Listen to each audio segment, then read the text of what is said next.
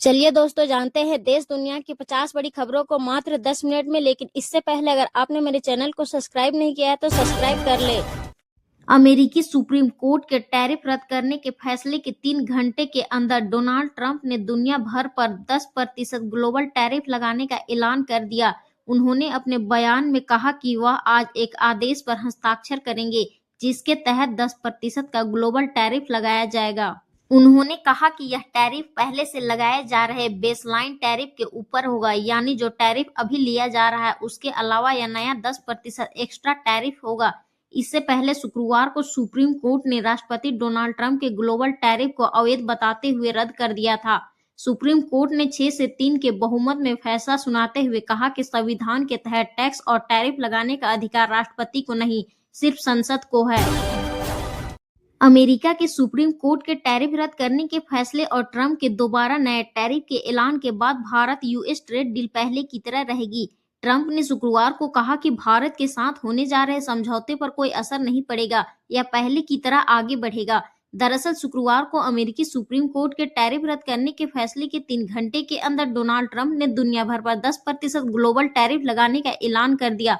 उन्होंने अपने बयान में कहा कि वह एक आदेश पर हस्ताक्षर करने जा रहे हैं जिसके तहत 10% का ग्लोबल टैरिफ लगाया जाएगा। उन्होंने कहा कि यह टैरिफ पहले से लगाए जा रहे बेसलाइन टैरिफ के ऊपर होगा, यानी जो टैरिफ अभी लिया जा रहा है उसके अलावा यह नया 10% एक्स्ट्रा टैरिफ होगा।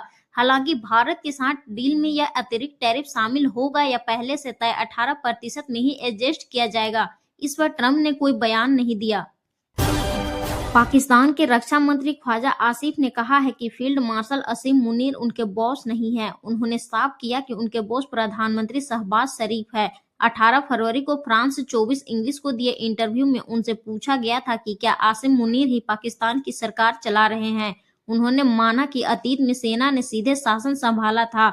आसिफ ने कहा, पाकिस्तान का एक सिस्टम है, हमारे इतिहास में ऐसे दौर रहे हैं जब सेना का सरकार पर नियंत्रण रहा। एक समय ऐसा भी था जब सेना ने दखल देकर सत्ता की बागडोर अपने हाथ में ले ली थी। उन्होंने कहा कि इस समय पाकिस्तान अफगानिस्तान से खतरे, आतंकवाद, भारत के साथ तनाव और कमजोर अर्थव्यवस्था जैसी चुनौतियों से जूझ रहा है।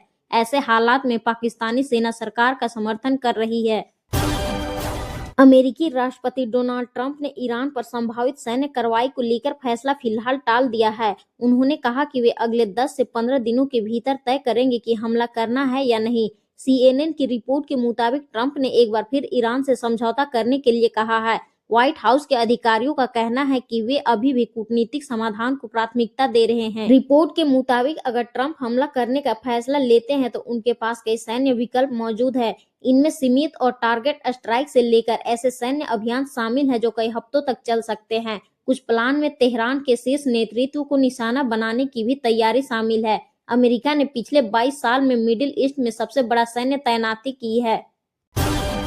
पाकिस्तानी पीएम शहबाज शरीफ और ट्रंप के बीच हुई मुलाकात सोशल मीडिया पर चर्चा का विषय बनी हुई है। दरअसल Shehbaz board of peace summit में शामिल होने पहुंचे थे, लेकिन उन्हें वहां पर ज्यादा तवज्जो नहीं मिली। इसे लेकर उनका मजाक भी बना रहा। गाजा को लेकर हुई पहली बैठक में शहबाज पीछे की कतार में और अलग थलग नजर आए। एक पल तो ऐसा भी आया जब ट्रंप ने भाषण देते हुए शहबाज को इशारा किया और वे तुरंत अपनी सीट से खड़े भी हो गए। ट्रंप ने मंच से कहा, पाकिस्तान और भारत यह बड़ा मामला था, आपको खड़ा होना चाहिए, कृपया एक पल के लिए खड़े हो जाइए। यह सुनते ही शरीफ तुरंत खड़े भी हो गए। इस दौरान शहबाज बेहद असहज दिखे। सोशल मीडिया पर इसे स्कूल असेंबली वाले मोमेंट कहा गया, यानी जब टीचर खड़ा होने को कहे और छात्र तुरंत खड़ा हो जाए। ब्रिटेन ने अमेरिका को ईरान पर हमला करने के लिए अपने एयरबेस देने से मना कर दिया है। अमेरिका इन सैन्य ठिकानों का इस्तेमाल करना चाहता था, लेकिन ब्रिटेन ने इनकार कर दिया। डेली मेल के रिपोर्ट के मुताबिक ब्रिटेन के इस फैसले से अमेरिकी राष्ट्रपति डोनाल्ड ट्रंप नाराज है। कहा जा रहा है कि उन्होंने ब्रिटिश प्रधानमंत्री कीर स्टारमर के उस समझौते से समर्थन वापस ले लिया है जिसमें चांगोस द्वीप समूह को मॉरिशस को सौंपने की बात थी। रिपोर्ट के मुताबिक अमेरिका ईरान पर हमले की तैयारी कर रहा है। इसके लिए वह डिएगो गार्सिया और ब्रिटेन के RAF हेयरफोर्ड एयरबेस का इस्तेमाल करना चाहता है। डिएगो गार्सिया चांगोस द्वीप समूह का सबसे बड़ा द्वीप है। 1970 के दशक से यह ब्रिटेन और अमेरिका का साझा सैन्य अड्डा रहा है। दरअसल पुराने समझौते के मुताबिक ब्रिटेन के किसी भी सैन्य ठिकाने का इस्तेमाल तभी हो सकता है जब ब्रिटिश प्रधानमंत्री इसकी मंजूरी दे। अंतर्राष्ट्रीय कानून भी कहता है कि अगर कोई देश जानता है कि सैन्य कार्रवाई गलत है और फिर भी मदद करता है तो उसे भी जिम्मेदार ठहराया जा सकता है। कांग्रेस सांसद प्रियंका गांधी ने शुक्रवार को कहा कि गौरव गोगोई और उनके परिवार को पाकिस्तान लिंक के आरोपों में घसीटना गलत राजनीति है। प्रियंका ने कहा कि असम के सीएम चुनाव से पहले डर गए हैं, इसलिए इस तरह के आरोप लगा रहे हैं। उन्हें निजी आरोपों के बजाय राज्य के विकास पर बात करनी चाहिए। प्रियंका बोली, गौरव जी और उनके परिवार को जिस तरह निशाना बनाया जा रहा है उससे साफ है कि यह गलत राजनीति है। असम की जनता जानती है कि दूसरी तरफ के लोग उनसे घबराए हुए हैं, वह सही रास्ते पर चल रहे हैं, या उनके लिए सम्मान की बात है।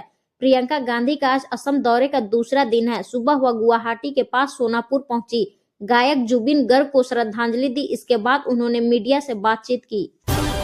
गृह मंत्री अमित शाह ने शुक्रवार को कहा कि कांग्रेस ने देश की सीमाएं खुली छोड़ दी थी, जिसकी वजह से असम में घुसपैठ बढ़ी। भाजपा सरकार ने इस समस्या से सख्ती से निपटा है। शाह ने असम के कछार जिले में जनसभा में कहा कि कांग्रेस के शासन में असम में कोई विकास कार्यक्रम शुरू नहीं हुआ।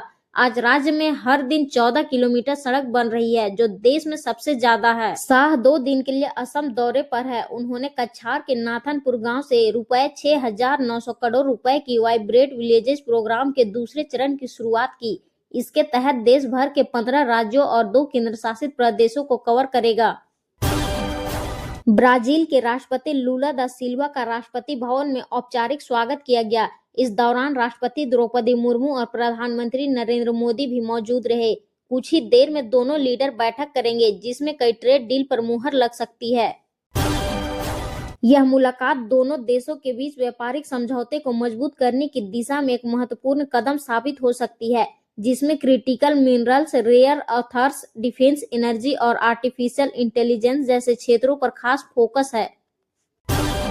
लूला प्रधानमंत्री मोदी के न्योते पर भारत आए हैं। वे 18 से 22 फरवरी तक भारत के राजकीय दौरे पर है। भारत ब्राजील संबंधों पर लूला ने कहा कि दोनों देशों के बीच व्यापारिक से 15 अरब डॉलर है, जिसे 30 से 40 अरब तक बढ़ाना चाहिए। वे 260 ब्राजीलियाई व्यवसायियों के साथ आए हैं ताकि अंतरिक्ष, रक्षा, फार्मा जैसे क्षेत्रों में साझेदारी हो। एयरोस्पेस कंपनी एम्ब्रेयर भारत में प्लांट खोलेगी। दोनों देश ग्लोबल साउथ के सबसे बड़े लोकतंत्र है और उदाहरण पेश कर सकते हैं। लूला ने यह बात शुक्रवार को इंडिया टुडे को दिए इंटरव्यू में कही। कांग्रेस के एआई समिट में हंगामा करने के विरोध में भाजपा आज दिल्ली में कांग्रेस कार्यालय के बाहर विरोध प्रदर्शन कर रही है। भाजपा युवा मोर्चा के कार्यकर्ता कांग्रेस राहुल गांधी गद्दार, देशद्रोही, राहुल गांधी माफी मांगेंगे के पोस्ट लेकर विरोध कर रहे हैं। इधर कांग्रेस नेता आज महाराष्ट्र के भिवंडी पहुंचे हैं।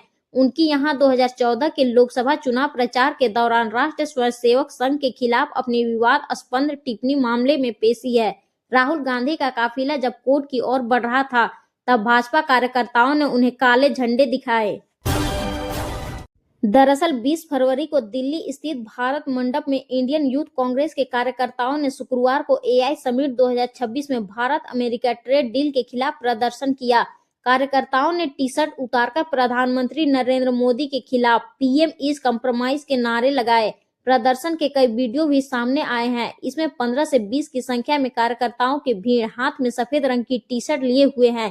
टी शर्ट पर पीएम मोदी और अमेरिकी राष्ट्रपति डोनाल्ड ट्रंप की फोटो लगी है।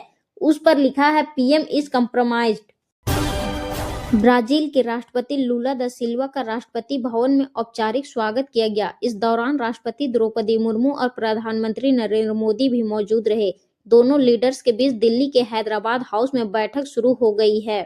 आज प्रधानमंत्री नरेंद्र मोदी और ब्राजील के राष्ट्रपति लुइज इनासियो लूला डी सिल्वा के बीच होने वाले द्विपक्षीय मुलाकात में क्रिटिकल मिनरल्स और रेयर अर्थ्स पर एक महत्वपूर्ण समझौते पर हस्ताक्षर होने की संभावना है।